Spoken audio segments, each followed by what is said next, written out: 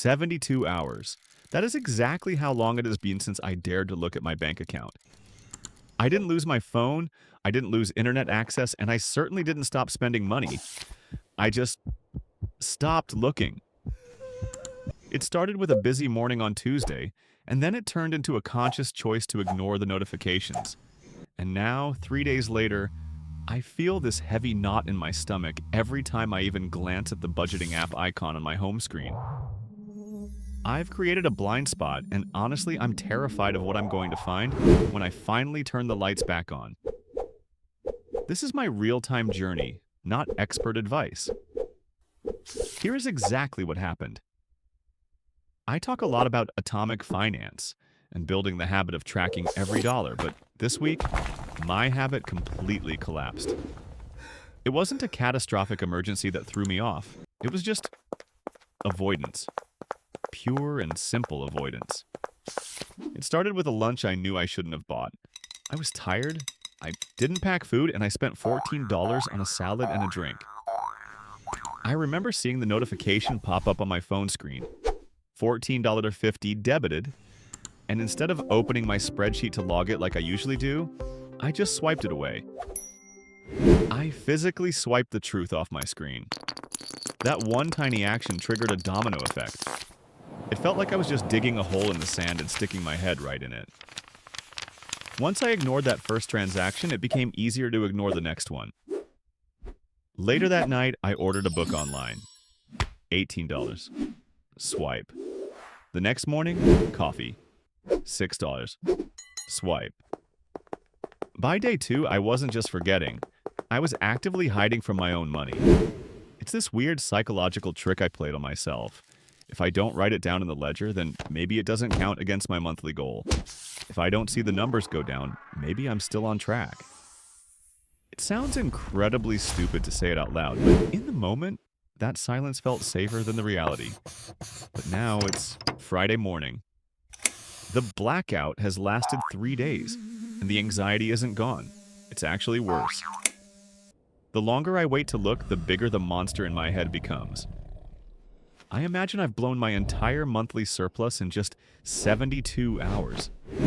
I feel like a fraud sitting here because the debt-free buddy isn't supposed to ghost their own budget.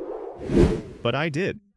And the only way out is to stop hiding, open the app, and see just how bad the damage really is. Okay. Deep breath. I'm doing this. I'm sitting here with my phone in one hand and my notebook in the other. My thumb is hovering over the banking app. It sounds dramatic, but my heart is actually racing. It's funny how much power we give to these little digital numbers. Face ID triggers. The app loads. The spinning wheel turns for a second, and there it is. The history. I'm looking at the list, and I'm going to read it out loud to you, entry by entry. No hiding. Tuesday starts with that salad I mentioned. $14.50. Seeing it. Now, I remember the exact moment of weakness, but looking right below it, I see the Amazon charge.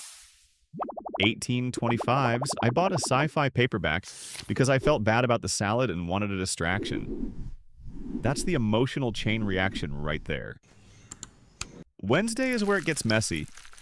Here's the coffee, $5.40. But then there's a charge for $32.15 at a Thai restaurant. I didn't even tell you about that one in the intro because I blocked it out.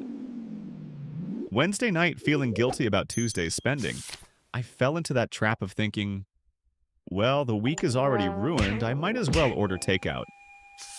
It was like slipping on a banana peel, falling down, and then just deciding to lay on the floor and take a nap. That's exactly what that $32 was, giving up. Thursday shows a subscription renewal I totally forgot about. $11.99 was, and a random charge at the gas station for $8.50 snacks. I don't even remember eating them. That's the scary part of the blackout. When you stop tracking, you stop tasting. You consume things just to consume them, trying to fill the anxiety gap. So let's do the math. I'm punching this into the calculator right now. $14.50 plus $18.25 plus $5.40 plus $32.15 plus $11.99 plus $8.50. Total damage, 9079, almost $100 in 3 days. I'm staring at that number written in red ink on my notepad. 9079. That is roughly 10% of my entire discretionary budget for the month, gone in a 72-hour fugue state. I feel a wave of nausea, honestly. I could have used that money to pay down the principal on my credit card. I could have put that into my emergency fund. Instead, it's gone on salads, books, and panic takeout. But here's the strange thing. As I stare at the number $90.79, the knot in my stomach is actually loosening. For 3 days, the monster in my head was undefined. In my imagination, I had spent thousands. I felt like I was bankrupt. I felt like the world was ending. But 90.79, that's real. That's concrete. That's real. It's a number I can look at. It's bad, yes. It hurts, yes. But it is finite. I'm drawing a box around it on the page. It's just a number. It's not a moral judgment on my soul. It's just data. The problem wasn't the money, really. The problem was that I broke the chain of habit. I pride myself on this 1% journey, on being the guy who tracks every cent. When I missed that first transaction, I felt like a hypocrite.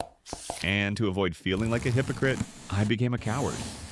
I let the shame of a $14 mistake balloon into a $90 problem. If I had just logged that salad on Tuesday, if I had just written down $14.50 and moved on, I probably wouldn't have ordered the takeout on Wednesday. I would have seen the red number, adjusted, and eaten leftovers.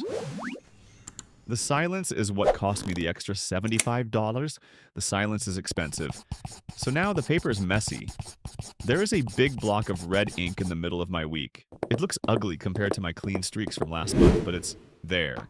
The lights are back on, and I have to figure out how to stop staring at the red ink and actually move forward to the next line on the page. So, how do I fix this? The old version of me would have looked at that 90.79 total, felt overwhelmed, and just given up on the whole month.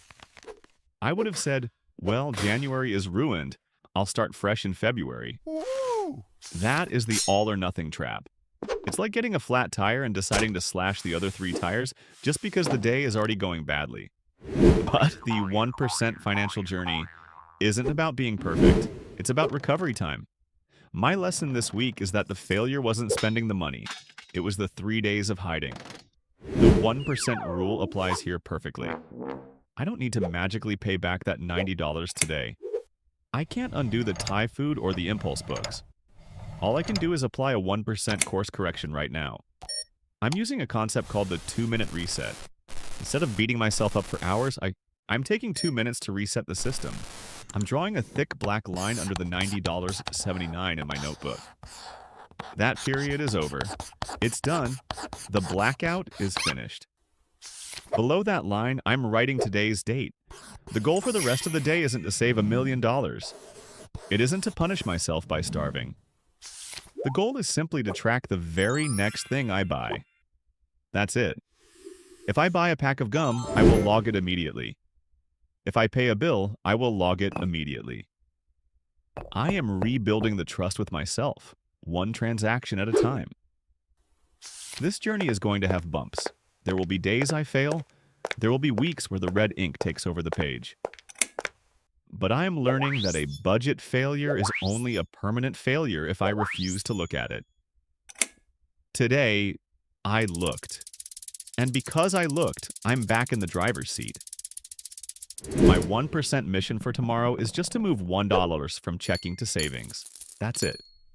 Just $1. It's not about the amount, it's about proving to myself that I am back in control of the flow of money. What's your 1% step?